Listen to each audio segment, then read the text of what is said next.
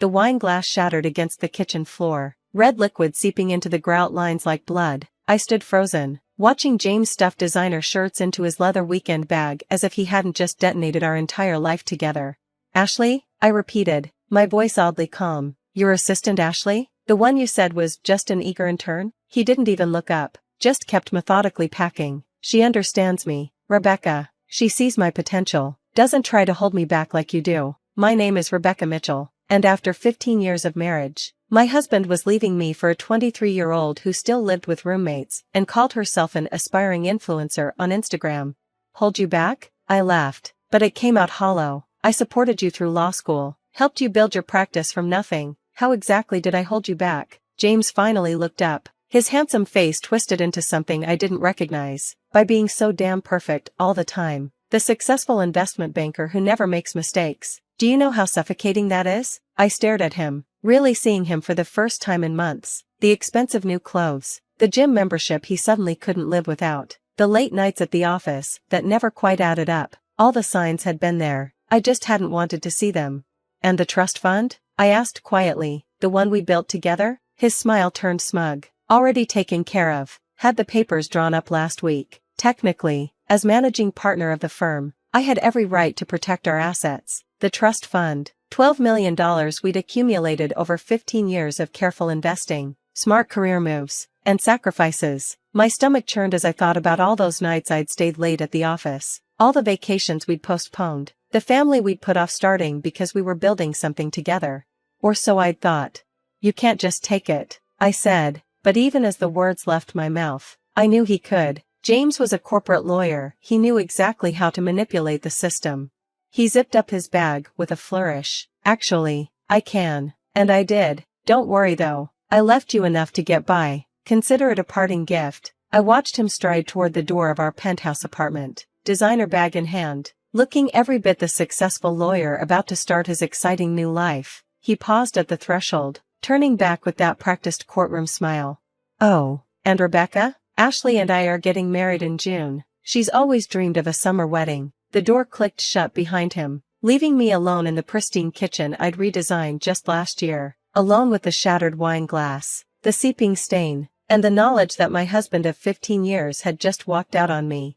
But here's what James didn't know, what his legal expertise and inflated ego had failed to consider. I wasn't just a successful investment banker, I was damn good at my job. And 3 months ago, when I first noticed the signs, I'd started preparing for exactly this moment. I pulled out my phone and dialed my lawyer, Margaret Chen. She answered on the first ring, as if she'd been waiting for my call. "It's done," I said simply. He took the bait. Margaret's voice was crisp and professional. "Everything in place? Just like we planned. He thinks he cleaned out the trust fund, but..." I smiled, feeling the first real spark of satisfaction since James dropped his bombshell. "But he has no idea about the offshore accounts, or the shell company, or the fact that I've been documenting every questionable transaction he's made in the last 6 months." There was a pause. Then Margaret chuckled. "You really are brilliant, you know that? When you came to me with suspicions about James, I thought you were being paranoid, but you saw it coming." I had. The signs were there if you knew where to look. The sudden interest in cryptocurrency, the new offshore clients, the way he'd started asking pointed questions about our investment portfolio. James thought he was being clever, but 15 years in investment banking had taught me to spot patterns. So I'd prepared, quietly, methodically. I'd moved most of our assets into new accounts he couldn't access, created a paper trail of his suspicious activities, set up a trap that would spring the moment he tried to clean out what he thought was our main trust fund. "How long until he figures it out?" Margaret asked. I glanced at my watch. "The fake trust fund transfer should clear in about an hour. Once he tries to access it, the fraud alert will trigger, and all his recent transactions will be flagged for review." Margaret sounded impressed. "You've really thought of everything." "Not everything. I hadn't thought about how empty our apartment would feel. Hadn't prepared for the ache in my chest when I looked at our wedding photo still hanging in the hallway. 15 years was a long time to love someone, even if they turned out to be a stranger in the end. My phone buzzed with a text from an unknown number. "You're so lucky James wants to be with me. Don't worry, I'll take good care of him. Ashley." Of course she'd get my number from him. I deleted the message without responding. The next few hours passed in a blur. I methodically went through our apartment, gathering James's remaining belongings into boxes: his favorite coffee mug, the ridiculously expensive golf clubs I'd bought him for Christmas, the framed law degree I'd helped him earn by working extra hours to pay his tuition. Each item felt heavy with memories, with promises now broken. By midnight, I'd filled 6 boxes. They sat by the door like sentries, guarding the remains of my marriage. Then my phone exploded with notifications. First came the angry text from James: "What the hell did you do?" Then 3 missed calls. Finally, an email, his rage evident even in the subject line: "You will regret this." I poured myself a fresh glass of wine, careful to step around the stain from the broken one, and settled in to read his tirade. The email was exactly what I'd expected: threats of legal action, accusations of manipulation, demands that I fix this immediately or face consequences. Classic James, always believing he held all the cards. I typed out a simple reply: "I suggest you check your own accounts, specifically the transfers you've been making to Ashley's personal account for the last 3 months, the ones coded as business expenses but sent through your private server. I'm sure the Bar Association would be very interested in those." His response came seconds later: "You're bluffing." I wasn't. I had everything, every transaction, every coded email, every falsified expense report. I'd watched him dig his own grave for months, collecting evidence while he was distracted by his midlife crisis and his young girlfriend. Another text from Ashley popped up: "James is really upset. What did you do to him? This is so toxic." I blocked her number. The doorman called up to inform me that James was in the lobby, demanding to be let up. I declined. Let him stew overnight. Tomorrow would be soon enough to begin dismantling the life we'd built together. As I got ready for bed that night, I caught my reflection in the bathroom mirror. I looked tired, but there was something else there too, a strength I hadn't noticed before, maybe hadn't needed until now. I thought about the day James and I met, both young and ambitious, believing we'd take on the world together. We had, in a way, we'd built something remarkable. I just hadn't realized he'd been planning his exit strategy while I was planning our future. My phone buzzed one last time. A message from Margaret: "Everything's in motion. Get some sleep. Tomorrow's going to be interesting." She was right. Tomorrow would be the day James discovered exactly what happened when you underestimated your wife. But for now, I needed rest. I crawled into our king-sized bed, my bed now, and stared at the ceiling, listening to the quiet hum of the city below. 15 years of memories echoed through the empty apartment, but for the first time since James walked out, I didn't feel like I was drowning in them. Instead, I felt something unexpected: anticipation. Because tomorrow, James would learn that his carefully planned escape with his young girlfriend wasn't going to go quite the way he'd imagined. Tomorrow, he'd discover that the woman he'd dismissed as predictable and suffocating had outmaneuvered him at every turn. Tomorrow, the real games would begin. The next morning, I woke to 17 missed calls and over 30 text messages. James had been busy. His messages devolved from angry demands to desperate pleas as the night wore on, ending with a final text at 4:37 a.m. "We need to talk, please." I took my time getting ready, selecting a crisp white blazer and my favorite Louboutins. If I was going to watch my husband's world implode, I wanted to look impeccable doing it. Margaret called while I was doing my makeup. "Are you ready for this?" "He's been calling my office since 6 a.m. "I'm ready," I said, applying a final coat of red lipstick. "Is everything in place?" "The bank has frozen all the suspicious transfers. The Bar Association received our anonymous tip about his creative accounting, and that private investigator's report you commissioned. It's devastating." I smiled at my reflection. Perfect. Time to end this. The law firm of Mitchell Associates occupied the top 3 floors of a gleaming downtown high-rise. James had insisted on the location when we first opened it, claiming the view helped close deals. I hadn't set foot in the building since I'd first suspected his affair, but I still had my key card. Some things he'd forgotten to take away. When I stepped off the elevator, the office was in chaos, staff huddled in corners, whispering. Ashley was nowhere to be seen, but her desk had been cleared out. James's office door was closed, blinds drawn. Mrs. Mitchell, his secretary, Linda, rushed over. She'd been with us since the beginning, had watched us build this firm from nothing. "He's been asking for you all morning." It's bad." "I know, Linda," I said gently. "Why don't you take an early lunch? This might get uncomfortable." She nodded gratefully and grabbed her purse. As she passed, she squeezed my arm. For what it's worth, I never liked her. Too obvious with those short skirts and giggling. I approached James's office, my heels clicking against the marble floor. Without knocking, I pushed open the door. The great James Mitchell looked like hell. His perfectly styled hair was a mess, his expensive shirt wrinkled. He sat behind his massive desk, surrounded by papers and empty coffee cups.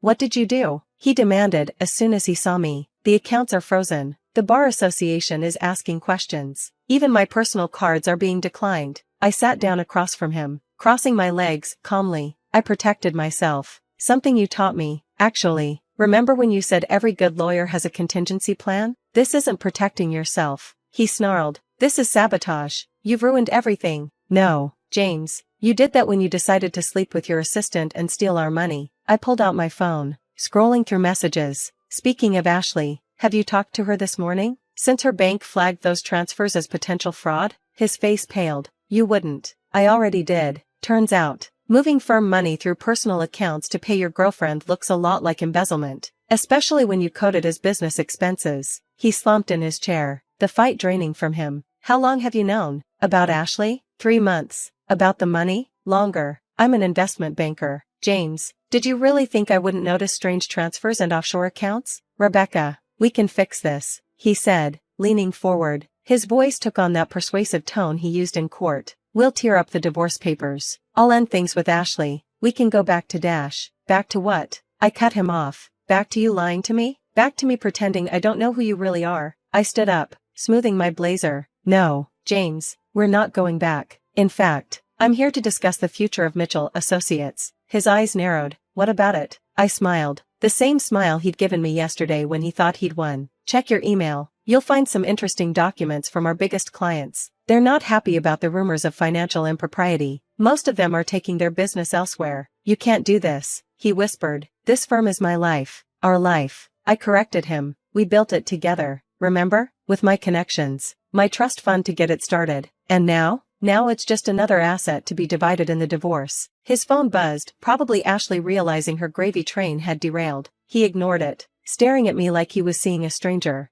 "Why?" he asked finally. "Why go through all this? You could have just divorced me." I leaned across his desk, meeting his eyes. "Because you thought I was weak, predictable. You thought you could discard 15 years of marriage and walk away with everything we built. I needed you to understand exactly who you were walking away from." As if on cue, Linda appeared in the doorway. "Mr. Mitchell, there are some gentlemen here from the Bar Association. They're asking about an ethics complaint." James's face crumpled. His perfectly planned escape was falling apart, piece by piece. The money he thought he'd secured, frozen. The girlfriend he'd risked everything for, gone radio silent once the cash dried up. The reputation he'd spent years building, about to be scrutinized by his peers.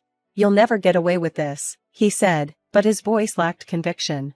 I gathered my purse, preparing to leave him to face the consequences of his choices. "I already have." "Oh, and James? Ashley posted some interesting photos last night. You might want to check her Instagram. Apparently, she's already found someone new, someone whose accounts aren't frozen." I walked out of his office, head high, leaving him to deal with the Bar Association investigators. The staff watched me go, their expressions a mix of awe and sympathy. They'd figure out soon enough that Mitchell Associates would survive just under new management. Outside, the summer air felt clean and fresh. My phone buzzed with a text from Margaret. "Just got the preliminary divorce agreement drafted. You're going to like it." I smiled, thinking about the future stretching out before me. The firm would need restructuring, clients would need reassuring, but for the first time in months, I felt truly free. That evening, I returned to my apartment. The boxes of James's things still sat by the door, but they no longer felt heavy with memories. They were just boxes, filled with the belongings of a man who had underestimated his wife. I poured myself a glass of wine, carefully, this time, and walked out onto the balcony. The city sparkled below, full of possibilities. My phone had been quiet for hours. James was probably too busy dealing with the ethics investigation to harass me further. A text came through from an unknown number. "I'm sorry, Ashley." I almost laughed. Sorry she got caught. Probably. Sorry the money dried up. Sorry she'd bet on the wrong horse. I blocked her number again and turned back to the view. Somewhere out there, James was realizing that his perfect escape plan had backfired spectacularly. His young girlfriend had vanished, his assets were frozen, and his professional reputation was in tatters. Meanwhile, I had emerged stronger than ever. The firm would survive under my leadership. The trust fund he'd tried to drain was safely secured, and I had finally shed the role of perfect, predictable wife. 3 months later, I sat across from James one last time, signing our divorce papers. He looked older, tired. The ethics investigation had resulted in a suspension of his law license. Ashley, true to form, was already engaged to someone else, a fact she'd announced on social media with gleeful abandon. "I never saw it coming," he said quietly as we finished signing. "Any of it. I thought I knew you." "That was your mistake," I replied, gathering my papers. "You saw what you wanted to see, the supportive wife, the reliable partner. You forgot that I'm also a woman who knows her worth." I stood to leave, but he called after me, "For what it's worth, I'm sorry, not just for Ashley, but for underestimating you, for thinking I could outsmart you." I paused at the door, looking back at the man I'd once loved. "Goodbye, James. I hope she was worth it." The door clicked shut behind me, echoing with finality. In my purse, my phone buzzed with work notifications, client meetings to schedule, decisions to make. Life went on. That night, I finally cleaned up the wine stain from the kitchen floor. As I scrubbed, I thought about the day James left, thinking he'd orchestrated the perfect exit. He hadn't realized he was actually setting himself up for the greatest fall of his life. Sometimes the perfect revenge isn't about getting even, it's about showing someone exactly what they lost and making sure they live with that knowledge forever. I never told James about the second offshore account, the one even Margaret didn't know about. Some secrets, after all, are better kept, just like some lessons are better learned the hard way. The wine stain finally faded, leaving no trace of that fateful day. Like James's presence in my life, it had seemed permanent at first, a mark that would never fade, but with enough patience, enough determination, anything can be erased. Well, almost anything. The lessons? Those I'd keep forever.